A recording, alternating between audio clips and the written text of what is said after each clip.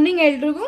In the previous video ನಾವು fund flow statement ಹೇಗೆ ಮಾಡೋದು, ಎಷ್ಟು ಸ್ಟೆಪ್ಸ್ ಇದೆ ಅಂತ ನೋಡಿದ್ವಿ. ಇವತ್ತು ಒಂದು ಸಮ್ನ ಸಾಲ್ವ್ ಮಾಡೋಣ.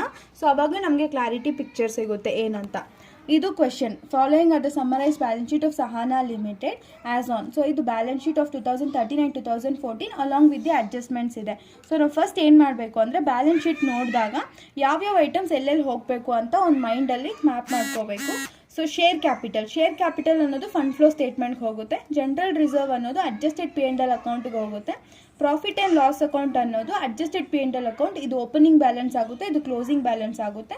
ಕ್ರೆಡಿಟರ್ಸ್ ಅನ್ನೋದು current liability, statement of changes in working ಕ್ಯಾಪಿಟಲ್ಗೆ ಹೋಗುತ್ತೆ. Provision for tax actually current liability, but ಹೇಳ್ದಂಗೆ ನಾವು ಅಡ್ಜಸ್ಟ್ಮೆಂಟ್ ನೋಡಬೇಕಾಗುತ್ತೆ.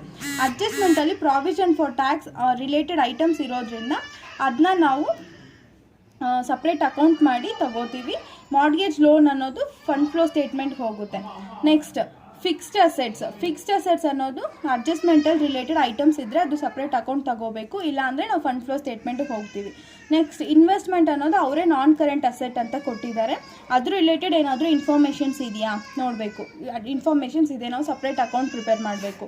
ಸ್ಟಾಕ್, ಡೆಟರ್ಸ್, ಬ್ಯಾಂಕ್ ಇದು ಮೂರೂ statement of changes in working capital ಹೋಗುತ್ತೆ.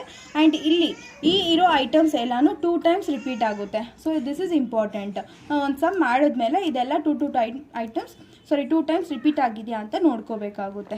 ಆ್ಯಂಡ್ ನೆಕ್ಸ್ಟ್ ನಾವು ಇವಾಗ ಸಮ್ನ ಸಾಲ್ವ್ ಮಾಡೋದಾದರೆ ಫಸ್ಟ್ ಅಡ್ಜಸ್ಟ್ಮೆಂಟ್ ರಿಲೇಟೆಡ್ನ ಒಂದು ಹೇಗೆ ಮಾಡೋದು ಅಂದರೆ investment, costing. First statement of changes in working capital ಮಾಡೋಣ. Statement of changes in working capital, previous year, current year, increase in working capital or decrease in working capital. Okay, so first ನಾವು ಮಾಡ್ದಂಗೆ first current assets ಯಾವ್ದು ತಗೋಬೇಕು ಅಂದರೆ stock, debtors and bank ತಗೋಬೇಕು. Stock ಅಂದರೆ previous ಇಯರಲ್ಲಿ 2,40,000 ಇದೆ, ಇದು 2,10,000 rupees. ಎಷ್ಟು ಡಿಕ್ರೀಸ್ ಆಗಿದೆ ಇನ್ಕ್ರೀಸ್ ಆಗಿದೆ ಅಂದರೆ 2,40,000 ಇಂದ 2,10,000 rupees ಆಗಿದೆ, ಅಂದರೆ 30,000 rupees ಡಿಕ್ರೀಸ್ ಆಗಿದೆ ಅಂತ. So decrease in working capital ಹಾಕೋತೀವಿ. ರೂಲ್ಸ್ ಏನು? Increase in current assets is equal to increase in working capital. Increase in current liability is equal to decrease in working capital. Decrease in current assets is equal to decrease in working capital. Decrease in current liability is equal to increase in working capital. So illi decrease ಆಗಿರೋದ್ರಿಂದ decrease in working capital. Next debtors 2,10,000 4,45,000 rupees ಆಗಿದೆ. So 4,45,000 minus 2,10,000, 2,45,000 increase ಆಗಿದೆ. So increase in working capital. Next bank 1,49,000, 1,97,000. So 1,49,000 ಇಂದ 1,97,000 rupees ಆಗಿದೆ. 48,000 increase ಆಗಿದೆ ಅಷ್ಟೇ. Next total of current assets ಎಷ್ಟಾಗಿದೆ ಅಂತ 2,40,000 plus 2,10,000 plus 1,49,000 to 5,99,000 rupees and 2,10,000 plus 4,55,000. Sorry, 2,10,000 plus 4,55,000 plus 1,97,000, 8,62,000 rupees ಆಗಿದೆ. Next current ಲಯಬಿಲಿಟೀಸಲ್ಲಿ ನಾವು ಕ್ರೆಡಿಟರ್ಸ್ನ ತಗೋಬೇಕಾಗುತ್ತೆ. ಸೊ 1,68,000, 1,34,000. ಸೊ 1,68,000 ಇಂದ 1,34,000 rupees ಆಗಿದೆ. 34,000 ಡಿಕ್ರೀಸ್ ಆಗಿದೆ. So decrease in working current liability ಅಂದರೆ increase in working capital. So 34,000 increase ಆಗಿದೆ ಅಷ್ಟೇ. ಈ ಬ್ಯಾಲೆನ್ಸ್ ಶೀಟ್ ಪ್ರಕಾರ ನಾವು ಬೇರೆ ಐಟಮ್ಸ್ ಯಾವುದು ಚೇಂಜಸ್ ಇನ್ ವರ್ಕಿಂಗ್ ಕ್ಯಾಪಿಟಲ್ಗೆ ಬರಲ್ಲ. ಸೊ ಅಷ್ಟೇ. ನಾವು ನೆಕ್ಸ್ಟ್ ಏನು ಮಾಡಬೇಕು, ಟೋಟಲ್ ಕರೆಂಟ್ ಲಯಬಿಲಿಟೀಸ್ ಒಂದೇ ಐಟಮ್ಸ್ ಇರೋದ್ರಿಂದ ಸೇಮ್ ಟೋಟಲ್ ಬರುತ್ತೆ. ಓಕೆ, ಇದು ಟೋಟಲ್ ಆಗುತ್ತೆ. So first working capital is equal to current assets minus current liabilities. Current assets ಎಷ್ಟಿದೆ 5,99,000 ಮೈನಸ್ ಕರೆಂಟ್ ಲಯಬಿಲಿಟೀಸ್ ಎಷ್ಟಿದೆ 1,68,000. ಸೊ 4,31,000 ಆ್ಯಂಡ್ ಇಲ್ಲಿ 8,62,000 ಮೈನಸ್ 1,34,000. ಸೊ 8,60,000 minus 1,34,000, 7,28,000 ಆಗಿದೆ. ಸೊ 4,31,000 ಇಂದ 7,28,000 ಆಗಿದೆ. ಅಂದರೆ ಎಷ್ಟು ಇನ್ಕ್ರೀಸ್ ಆಗಿದೆ 2,97,000 rupees ಇನ್ಕ್ರೀಸ್ ಆಗಿದೆ. ಸೊ ನಾವಿನ್ನೇನು ಬರೀತೀವಿ, increase in working capital. So increase in working capital ಎಲ್ಲಿ ಹೋಗುತ್ತೆ, ಅಪ್ಲಿಕೇಶನ್ ಆಫ್ ಫಂಡ್ಸಲ್ಲಿ ಫಂಡ್ ಫ್ಲೋ ಸ್ಟೇಟ್ಮೆಂಟಲ್ಲಿ ಹೋಗುತ್ತೆ. ಸೊ ಈ ಆನ್ಸರ್ ಕರೆಕ್ಟ್ ಆರ್ ರಾಂಗ್ ಅಂತ ನಾವು ಹೇಗೆ ವೆರಿಫೈ ಮಾಡೋದು ಅಂದರೆ, ಇಲ್ಲಿ increase and decrease in working capital ಬರ್ದಿದ್ದೀವಲ್ವಾ, ಈ ಐಟಮ್ ಫಸ್ಟ್ ಕಾಲಮಲ್ಲಿರೋ ಐಟಮು ಲಾಸ್ಟ್ ಕಾಲಮಲ್ಲಿ ಬಂದರೆ ಅದು ಇನ್ಕ್ರೀಸ್ ಅಂತ ಅರ್ಥ. ಅದೇ ಸೆಕೆಂಡ್ ಕಾಲಮಲ್ಲೂ ಥರ್ಡ್ ಕಾಲಮಲ್ಲೂ ಬರೆದ್ರೆ ಅದು ಡಿಕ್ರೀಸ್ ಅಂತ ಅರ್ಥ. ಸೊ ಇಲ್ಲಿ ನಾವು ಫಸ್ಟ್ ಕಾಲಮಲ್ಲಿ ಬಂದಿದೆ ಅಲ್ವಾ, ಬ್ಯಾಲೆನ್ಸಿಂಗ್ ಫಿಗರ್ ಇಲ್ಲಿ ಲಾಸ್ಟ್ ಕಾಲಮಲ್ಲಿ ಬರಬೇಕು. ಆ ಥರ ಬಂದರೆ ನಮ್ಮ ಆನ್ಸರ್ ಕರೆಕ್ಟ್ ಅಂತ ಅರ್ಥ. ಸೊ ನಾವು ಆ್ಯಡ್ ಮಾಡಿದ್ರೆ 2,45,000 ಪ್ಲಸ್ 48,000 ಪ್ಲಸ್ 34,000, ಸೊ 3,27,000 ರೂಪೀಸ್ ಆಗಿದೆ. ಅಂದರೆ ಥರ್ಡ್ ಕಾಲಮ್ 3,27,000 ಬ್ಯಾಲೆನ್ಸ್ ಆಗಿದೆ. ಫೋರ್ತ್ ಕಾಲಮಲ್ಲಿ ನಮಗೆ ಬರೀ 30,000 ರೂಪೀಸ್ ಇದೆ. ಸೊ 3,27,000 ಮೈನಸ್ 30,000 ನೋಡಿ 2,97,000 ರೂಪೀಸ್ ಲಾಸ್ಟ್ ಕಾಲಮ್ಗೆ ಬ್ಯಾಲೆನ್ಸಿಂಗ್ ಫಿಗರಾಗಿ ಬಂತು. ಸೊ ನಮ್ಮ ಆನ್ಸರ್ ಕರೆಕ್ಟ್ ಅಂತ ನಾವು ಇಲ್ಲೇ ಕನ್ಫರ್ಮ್ ಮಾಡ್ಕೋಬೋದು. ಆ್ಯಂಡ್ ನೆಕ್ಸ್ಟು ಅಡ್ಜಸ್ಟ್ಮೆಂಟ್ನ ನೋಡಬೇಕು. ಅಡ್ಜಸ್ಟ್ಮೆಂಟಲ್ಲಿ ಏನಿದೆ, first investments costing 8,000 were sold during the year 2014 for 8,500. So 8,500 were sold. Investment costing 8,000 value ಇರೋ ಇನ್ವೆಸ್ಟ್ಮೆಂಟು 8,500ಗೆ ಸೇಲ್ ಮಾಡಿದ್ದಾರೆ. ಸೊ 8,500 ಸೇಲ್ ಮಾಡಿದ್ದಾರೆ ಅಂದರೆ ಪ್ರಾಫಿಟ್ ಎಷ್ಟು ಬಂದಿದೆ, 500 ಬಂದಿದೆ ನಮಗೆ. ಸೊ ನಾವು ಇನ್ವೆಸ್ಟ್ಮೆಂಟ್ ಅಕೌಂಟ್ನ ಮಾಡಬೇಕು. Investment account, debit, credit. Opening balance debit side ಬರುತ್ತೆ, ಬ್ರಾಡ್ ಡೌನ್. ಸೊ ಇಲ್ಲಿ ನೋಡಿ ಇನ್ವೆಸ್ಟ್ಮೆಂಟ್ ಓಪನಿಂಗ್ ಬ್ಯಾಲೆನ್ಸ್ ಏನಿದೆ 50,000 ರೂಪೀಸ್. ಆ 50,000 ಇಲ್ಲಿ ಬರುತ್ತೆ. And by balance carried down, closing balance ಎಷ್ಟಿದೆ 60,000 ರೂಪೀಸ್, ಅದು ಇಲ್ಲಿ ಬರುತ್ತೆ. ಓಕೆ, ಸೊ ಇಲ್ಲಿ ನಮಗೆ ಪ್ರಾಫಿಟ್ ಸಿಕ್ಕಿದೆ ಅಲ್ವಾ. ಪ್ರಾಫಿಟ್ ನಮ್ಮ ನಾರ್ಮಲ್ ಫಾರ್ಮೆಟ್ ಪ್ರಕಾರ ಪ್ರಾಫಿಟ್ ಈ ಕಡೆ ಬರುತ್ತೆ, P&L ಅಕೌಂಟ್ಗೆ ಹೋಗುತ್ತೆ. ಸೊ ಪ್ರಾಫಿಟ್ ಎಷ್ಟು ಬಂದಿದೆ 500 ರೂಪೀಸ್. ಓಕೆ, ನಾವು ಎಷ್ಟಕ್ಕೆ ಸೇಲ್ ಮಾಡಿದ್ದೀವಿ, investments costing 8,000 were sold for 8,500. So by cash ಬ್ರ್ಯಾಕೆಟಲ್ಲಿ ಸೇಲ್ಸ್ ಎಷ್ಟಕ್ಕೆ ಸೇಲ್ ಮಾಡಿದ್ದೀವಿ 8,500. ಅಷ್ಟೇ ಅಲ್ವಾ ಇರೋ ಐಟಮ್ಸು. ರಿಮೈನಿಂಗ್ ಇನ್ವೆಸ್ಟ್ಮೆಂಟ್ ರಿಲೇಟೆಡ್ ಏನೂ ಇನ್ಫಾರ್ಮೇಷನ್ಸ್ ಇಲ್ಲ. ಸೊ ನಾವು ಏನು ಮಾಡ್ತೀವಿ ಅಂದರೆ ಬ್ಯಾಲೆನ್ಸಿಂಗ್ ಫಿಗರ್ ಮಾಡ್ತೀವಿ. ಸೊ 60,000 ಪ್ಲಸ್ 8,500 ಎಷ್ಟು, ಇಲ್ಲಿ ಈ ಕಡೆ 68,500 ಬಂದಿದೆ. ಡೆಬಿಟ್ ಸೈಡ್ ನೋಡಿದ್ರೆ 50,000 ಪ್ಲಸ್ 500, 50,500. ಸೊ ಬ್ಯಾಲೆನ್ಸಿಂಗ್ ಫಿಗರ್ ಈ ಕಡೆ ಬರುತ್ತೆ. ಈ ಕಡೆ ಬ್ಯಾಲೆನ್ಸಿಂಗ್ ಫಿಗರ್ ಬಂದಿರೋದ್ರಿಂದ ಟು ಕ್ಯಾಶ್ ಅಕೌಂಟ್ ಪರ್ಚೇಸ್ ಅಂತ ನಾವು ತಗೋತೀವಿ.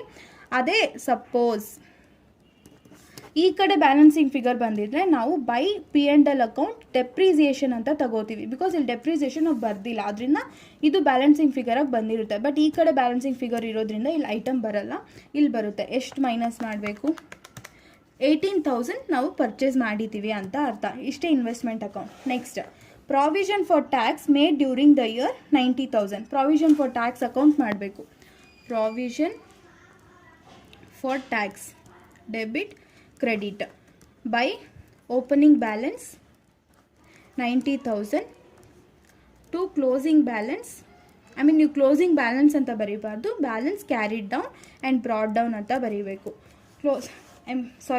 ಓಪನಿಂಗ್ ಬ್ಯಾಲೆನ್ಸ್ ಇಲ್ಲಿ provision for tax opening balance ಎಷ್ಟಿದೆ 75,000 ಆ್ಯಂಡ್ ಕ್ಲೋಸಿಂಗ್ ಬ್ಯಾಲೆನ್ಸ್ ಎಷ್ಟಿದೆ 10,000 ರೂಪೀಸ್ ಇದೆ. ಸೊ ಅದನ್ನ ನೀವು ಕ್ಲೋಸಿಂಗ್ ಬ್ಯಾಲೆನ್ಸಾಗಿ ತಗೋತೀರಾ. ಇವಾಗ ಇಲ್ಲಿ ಏನಾಗಿದೆ, provision for tax made during the year 90,000 ಅಂದರೆ ಪ್ರಾವಿಷನ್ ಕ್ರಿಯೇಟ್ ಮಾಡಿದ್ದಾರೆ ಅಂತ. So by P&L account new provision.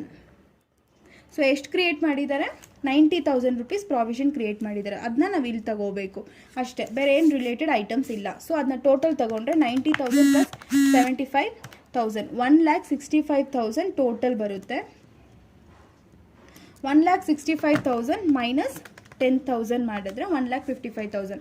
So ಈ ಬ್ಯಾಲೆನ್ಸಿಂಗ್ ಫಿಗರ್ನ ನಾವು ಇನ್ಕಮ್ ಟ್ಯಾಕ್ಸ್ ಪೇ ಮಾಡಿದ್ದಾರೆ ಅಂತ ತಗೋಬೇಕು. So to cash account IT paid ಎಷ್ಟು ಪೇ ಮಾಡಿದ್ದಾರೆ 1,55,000. ಓಕೆ, ನೆಕ್ಸ್ಟ್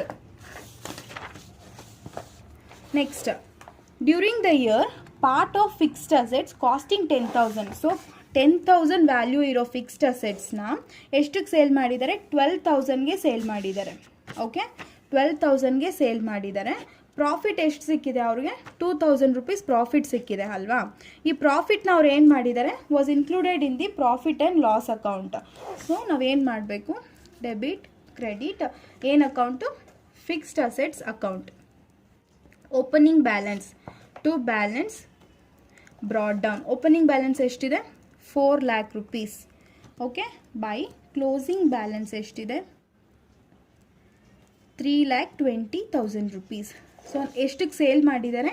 12,000 ಸೇಲ್ ಮಾಡಿದ್ದಾರೆ. So to cash account sales 12,000 rupees. And ನಮಗೇನು ಸಿಕ್ಕಿದೆ? ಪ್ರಾಫಿಟ್. ಅವ್ರೇನು ಹೇಳಿದ್ದಾರೆ ಇದರಲ್ಲಿ? Profit was included in profit and loss account. So to P&L account profit ಎಷ್ಟು? 2,000 rupees. So ನಾವು ನಾರ್ಮಲ್ ನೋಡಿದ್ರೆ ಇಲ್ಲೇ ಬ್ಯಾಲೆನ್ಸಿಂಗ್ ಇದಾಗುತ್ತಲ್ವಾ. ಸೊ ಬೈ 3,20,000 ಪ್ಲಸ್ 12,000 rupees, 3,32,000 ಬರ್ತಿದೆ, ಮೈನಸ್ 4,02,000 rupees. ಈ 70,000 rupees ನಾವು ಬ್ಯಾಲೆನ್ಸಿಂಗ್ ಫಿಗರ್. ಸೊ ಇಲ್ಲಿ ಡೆಪ್ರಿಸಿಯೇಷನ್ ಇಲ್ಲ, ಅದರಿಂದ ಇದನ್ನ ಡೆಪ್ರಿಸಿಯೇಷನ್ ಆಗಿ ನಾವು ತಗೋತೀವಿ.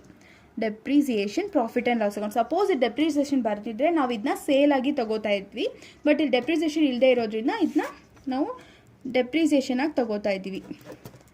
Okay, next dividend paid during the year amounting to 40,000 rupees. ಇಲ್ಲಿ ಲಯಬಿಲಿಟಿ ಸೈಡ್ ಡಿವಿಡೆಂಡ್ ರಿಲೇಟೆಡ್ ಏನೂ ಇನ್ಫಾರ್ಮೇಷನ್ಸ್ ಇಲ್ಲ. ಸೊ ಇದಕ್ಕೆ ಸಪ್ರೇಟ್ ಅಕೌಂಟ್ ನಾವು ಬೇಕಾಗಿಲ್ಲ. ಈ ಡಿವಿಡೆಂಡ್ ಅನ್ನೋದು ನಮಗೆ profit and loss account, adjusted profit and loss account debit side ಹೋಗುತ್ತೆ, ಬಿಕಾಸ್ ಅದು ಪೇಮೆಂಟ್. ಆ್ಯಂಡ್ ಫಂಡ್ ಫ್ಲೋ ಸ್ಟೇಟ್ಮೆಂಟಲ್ಲಿ ಅಪ್ಲಿಕೇಶನ್ ಆಫ್ ಫಂಡ್ಸ್ ಅಂತ ಹೋಗುತ್ತೆ. ಓಕೆ, ಇದು 2 times ರಿಪೀಟ್ ಆಯ್ತಲ್ವಾ.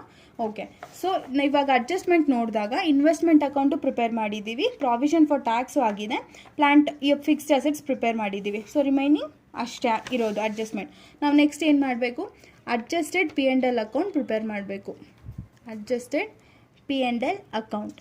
Okay, so by balance brought down. Adjusted P&L account profit and loss account opening balance ಇದಾಗಿರುತ್ತೆ. Suppose ಕ್ವೆಶನಲ್ಲಿ profit and loss account information ಕೊಟ್ಟಿಲ್ಲ ಅಂದರೆ general reserve ಇರುತ್ತಲ್ವ, ಅದನ್ನೇ ನಾವು profit opening balance and closing balance ಆಗಿ ತಗೋತೀವಿ. ಬಟ್ ಇದರಲ್ಲಿ ಪ್ರಾಫಿಟ್ ಆ್ಯಂಡ್ ಲಾಸ್ ಅಕೌಂಟ್ ಕೊಟ್ಟಿರೋದ್ರಿಂದ ಇದನ್ನೇ ಓಪನಿಂಗ್ ಆ್ಯಂಡ್ ಕ್ಲೋಸಿಂಗ್ ಬ್ಯಾಲೆನ್ಸ್ ಆಗಿ ತಗೋತೀವಿ. ಇದು ಓಪನಿಂಗ್ ಬ್ಯಾಲೆನ್ಸ್ 56,000 ತಗೋತೀವಿ.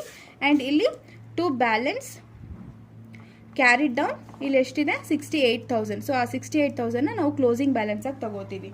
ಇವಾಗ ಫಸ್ಟ್ ಕ್ವೆಶನ್ ನೋಡಿ.